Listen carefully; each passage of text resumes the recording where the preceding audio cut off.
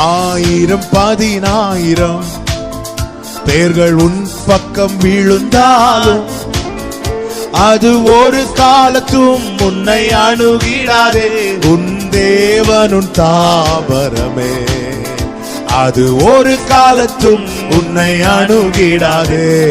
தேவனுன் தாபரமே ஆமென். அவர் செட்டையின் கீழ் அடைக்கலம் புகவே தம் சிறகுகளால் மூடுவார். அவர் செட்டையின் கீழ் அடைக்கலம் புகவே தம் சிறகுகளால் மூடுவார். ஆமென். தேவனுன் அடைக்கலமே ஒரு பொல்லாப்பும் உன்னை சேருமோ, ஒரு வாதையும் உன் கூடாரத்தையே அணுகாமலே காத்திடுவார். ஒரு வாதையும் உன்